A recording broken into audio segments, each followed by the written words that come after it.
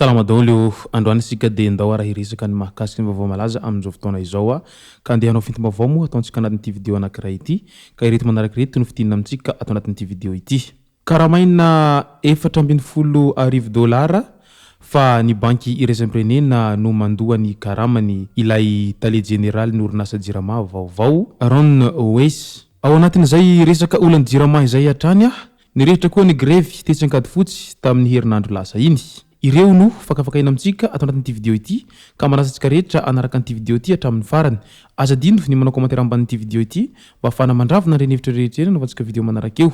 Tsarovy ny milike ny vidéo antsika ary aza dino toroko zany hatrany miabone amin'ny chaîne antsika mba afahanareo manaraka sy tapaka ny vidéo zay lefany misy tao matagasi toy izao ny fanaovana azy. Tsy ampendrely isika fa avetrany tonga dia vavany ndawary. Efa tao anatin'ny taona maro moa ny orinasa jirama no nisedra olana ary efa nigasy avokoa no nitantana an'izany orinasa jirama izany hatramin'izay ka hatramin'izao ary ireo tale rehetra izay nifandimby tao amin'ny orinasa jirama io dia gasy avokoa fa na dia teo aza izay tale izay nifandimby izay azo sokajina hoe ampitraikefa sy manampahaizana momban'izay resaka jiro sy rano zay dia tsy nahavita na mahaolana jirama mihitsy mandraky itiny androany fa vomay aza mikrosifahana izany orinasa jirama izany ary vomay aza mitombo ireo fatapatapahan-jiro sy ny maro hafa indrindra fa ireo tsy fampiny rano amin'ny faritra rehetra manerana Madagasikara amin'izay famatsinana ataon'ny jirama izay.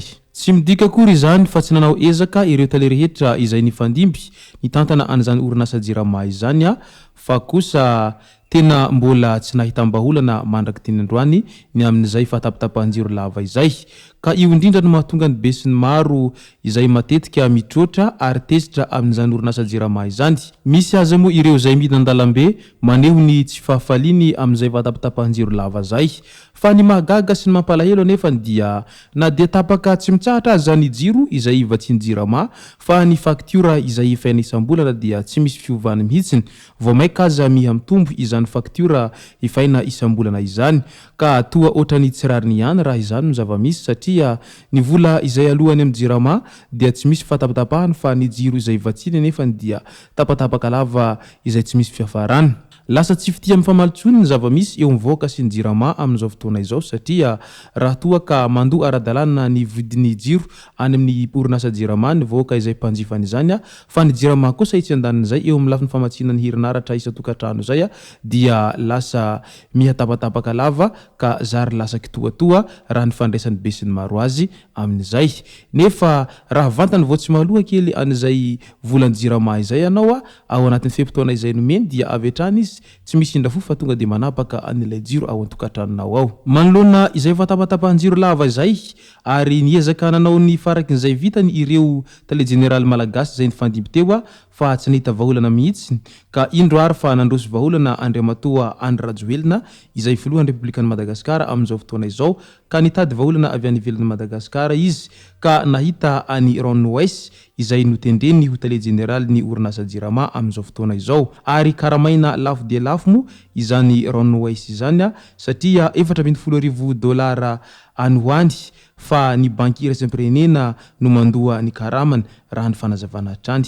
Nivoaka tao amin'ny filan-kevitry ny ministra ny Alakamisy Roume lasa teo fa iteratany Israeliana antsoina hoe Ron Wes ity no voatendry ho tale général ny orinasa jirama.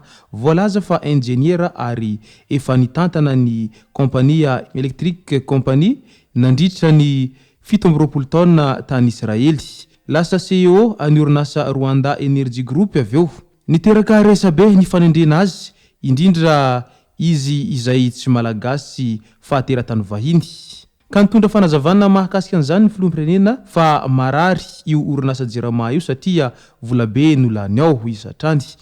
Tena milaza aminareo aho marary isika izao fa tsy maintsy mitady vaholana isika. Izay ihany koa nitiako ampitaina aminareo eto hoe nisy malagasy maro efa nitantana ny jirama fa tsy tafavoaka isika dia nitady vaholana isika ka nampiany banky iraisam-pirenena satria tsy tafavoaka isika tamin'ny fitantanana an'izay orinasa jirama izay.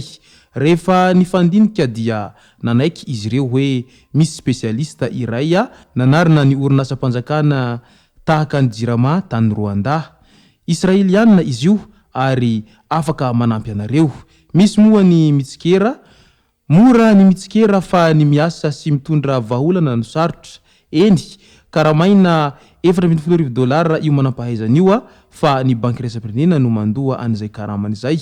Tsy ny jirama mihitsy no mandoa ny karaman'io olona io hoy ny filoham-pirenena Andry Rajoelina hatrany raha nandray fitenenana nandritra ny fanokafana tamin'ny fomba ofisialy ny tobo famokarana herinaratra mandeha amin'ny masoandro na centrale agro photovoltaïque ao amin'ny fokontany Tsaratanana commune Vinankarena distrikany Antsirabe. Raha oharina amin'ny karamany malagasy aloha izay karama izay dia tena hita fa lafo dia lafo ary lavitra mihoatra ny karama izay omena anireo malagasy manampahaizana izay karama izay. Fa io moa zany samy manana ny contrat daholy ny tsirairay ka mety izay no mahalafo an'ity karamany teratany vahiny ity satria efa zay ny contrat izay nifanarahan'izy ireo. Fa raha amiko manokana aloha na iza ny eo na iza no tale eo rehefa voavaha fotsiny ny olana jirama dia zava-dehibe amiko izay.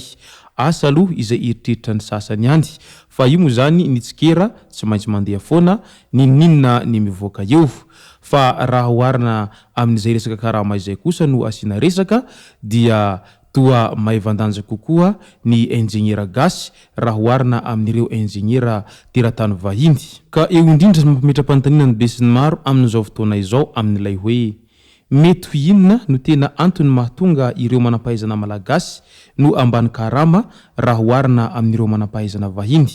Ny rafim-pampianarana ve sa ny traikefa no mahatonga anio fahalavirany tambon-karama izay azon'izy ireo nefa dia samy enjeniera izao avokoa. Raha ny eo amin'ny lafiny fampianarana manko no tena olana na ihany koa eo amin'ny resaka olany fandaharana programme fampianarana no tena olana dia tokony asina mizazoro na ihany koa asina fanovana ny rafitra izay misy amin'ny resaka fampianarana amin'izao fotoana izao satria lasa tsy mamaly ny filany orinasa ny zavatra izay ianarana any an-tsekoly. Mbola ao anatin'ny resaka jirama izay hatrany dia tsy lany olana mihitsy ity orinasa jirama ity hatram'izay ka mandraky teny androany ary tsy mitsahatra mihamaro izany olana sedren'ny orinasa jirama izany. Raha ny hitantsika eny anosy rehefa mandeha eny isika dia miredina ny rano izay miparitaka eo anosy eo amin'ny io le toerana afaka antsika sary izay misy ny jet d'eau eo alohan'ny lampantanan'ny anosy io. Kinanjo nefa ny any amin'ny faritra hafa izay tena sahirana sady mijaly amin'izany resaka rano zany ka io indrindra no mahatonga olona sasany izay any amin'ny faritra izay tapatapaka lava ny rano no tezitra mafy milaza hoe eny anosy migalabo na ny rano ary tsy misy mpisotro mihitsy ny rano izay eo amin'ny jet d'eau nefa izahay aty mila rano fisotro toa tapaka ary tsy misy rano ny aty amin'ny faritra misy anay hoy ireo vahoaka izay tezitra manoloana an'izay fatapatapahan'ny jiro sy rano izay. Eo anatin'izay dia nirehitra koa ny grevy tetsy ankady fotsy ankoatra ny ilay firehetana tsy nahy nahazo ny fiaran'ny fanaovana propagandy iray tetsy Andraharo tamin'ny herinandro iny dia nirehitra arabakteny ihany koa ny grevy tetsy ankady fotsy ambato mitsangana tamin'ny iny faraparan'ny herinandro iny. Ny tokona sy nanakandalana ary nandrehitra afo teny amin'ny arabe ireo olona izay tezitra noho ny tsy fisindrano. Izay ara tomboko lazy tomboko vavy ny masaka azona roso tao anatin'ity video ity. Soatratsika rehetra nanaraka an'ity video ity hatramin'ny farany ainganeka mba hitondra vaholana tokoa amin'izao olana izay sedren'ny jirama zao ilay tale vaovao io.